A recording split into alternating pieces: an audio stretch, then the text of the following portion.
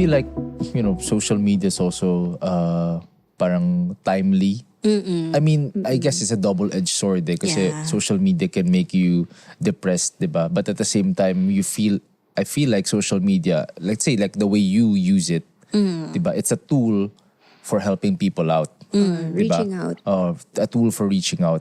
Nakakatulong na. I mean, you're doing a great job, pero do you feel like social media is actually helping destigmatize parang the negative connotations about mental health and parang help people actually reach out to others? Yeah, nakaka-help talaga siya to destigmatize.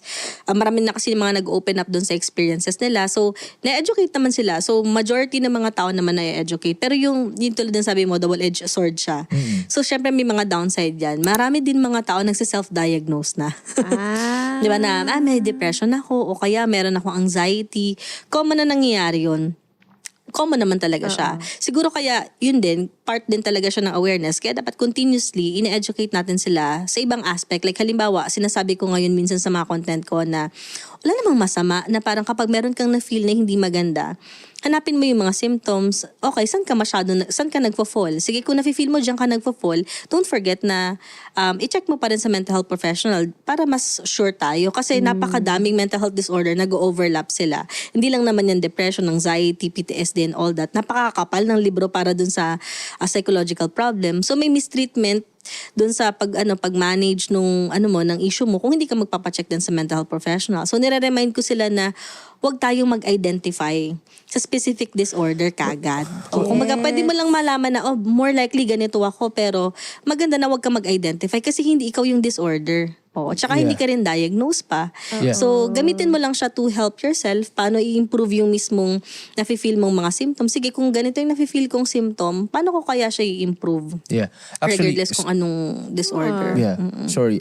I know we're a bit deep into the topic, diba? But I just realized now, if people are listening to this for the first time, what would they commonly feel? Kasi may mga nabanggit kang symptoms, diba? Ano ba yung typical na nararamdaman nila?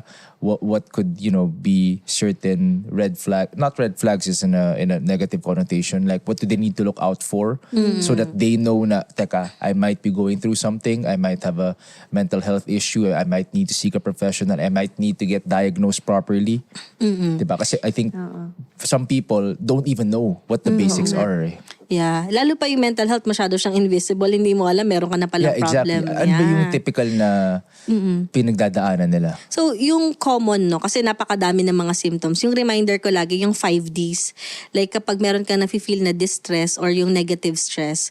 Like, ano tong mga negative stress na nafe-feel ko? May sumasakit ba sa katawan ko? Naapektuhan ba tulog ko? Dumadami ba yung kinakain ko? Or hindi na ako kumakain? Distress, So, yung kung ano yung mga negative stress na encounter mo. Tapos, i-observe mo kung ito ba na negative stress mo or distress ay nag-i-increase to the point na nagiging letter D, yung second D natin, dysfunctionality. Meaning, naapektuhan na ba yung pang-araw-araw mo? So, halimbawa, yung mga taong may mental health problem, talagang kahit gusto nilang maligo, wala silang parang gana or parang hindi nila kayang maligo. Yun yung daily activity na sobrang dali, di ba? Pero hindi nila kayang gawin. Understood. Different yun sa mga taong tinatamad lang maligo or ayaw maligo. Di ba? Kasi pwede naman tayo hindi maligo. Di ba? Kasi wala na mga amoy, may pabango naman. Carry yun, di ba? Papawisan lang din naman ako. Oo, di ba? Tsaka naligo naman ako kagabi. Di ba?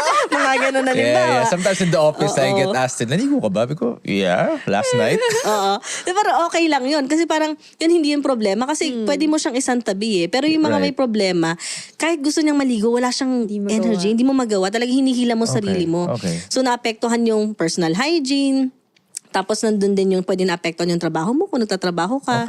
Kung estudyante ka, naapektuhan yung grades mo, bumababa talaga siya. And even ikaw, yung pakikipag-socialize mo, yung social aspect naapektuhan. Hindi ka na makausap or hindi ka na ina-isolate mo yung sarili mo. So common yun. So dysfunctionality, different areas ng life. Sunod, deviancy or yung unusualness ng behavior. Meaning, ma-observe mo sa sarili mo na parang hindi na ako to. Parang hindi ako ganito mag-respond dati. Parang may kakaiba sa akin. Yung ganong feeling. Deviancy yun. Pang sunod nun, yung dangerousness. Pag may matindi ka talagang problema, may times na may isip mo na, what if hindi na lang ako magising bukas? Ganyan. O kaya, what if ayoko na? Ganyan. May iba, passive yung suicidal ideation nila eh. Na parang, bukas ayoko nang magising o sana maglako na ako ng parang bula. Ganyan. So may mga thoughts ka na parang related sa suicide or may plans. So medyo trigger warning lang kapag ganyan. Yung mga thoughts na kakaiba at saka pwedeng dangerousness in terms of pwedeng may self-harm and all that. Self-harm, Yeah. And pwede rin dahil sobrang hindi ka okay, yung emotion mo sobrang hindi mo na ma-manage. Pwede yung pagiging aggressive, pwedeng makasakit ka ng ibang tao. No? So, hindi lang sa sarili, kundi sa ibang tao. Dangerousness yon. Yung pinakalas yung duration. So, usually 2 weeks or more than 2 weeks. Kapag feeling mo wala nang balance sa life mo, maganda magpa-check ka sa mental health professional. Yung sa 5 Ds na to, check nyo yung dysfunctionality tsaka yung duration. Kahit 2 or 3 lang dyan yung nag-appear, pwede kayo magpa-check. Kasi yun din yung misconception natin sa mga mental health, parang concern, parang feeling natin, lalapit tayo sa psychologist kapag medyo malala na.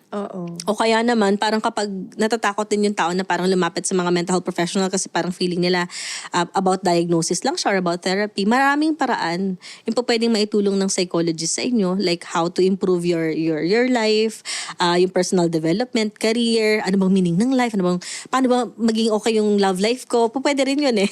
Paano ba yung self-care? So, hindi lang siya about diagnosis din. So, pwedeng maging preventive tayo sa mga issues. Yeah, have it all with PLDT Home Fiber. Only all 1799. Get everything you need now in one upgrade. Enjoy unlimited internet speeds of up to 200 Mbps that comes with a special entertainment bundle plus more exciting promos and giveaways monthly. Visit pldthome.com/fiber-upgrade for more details. Hi, I'm Rian Portuguese. Don't forget to like and share this video. And don't forget to follow PLDT Home on its social media accounts.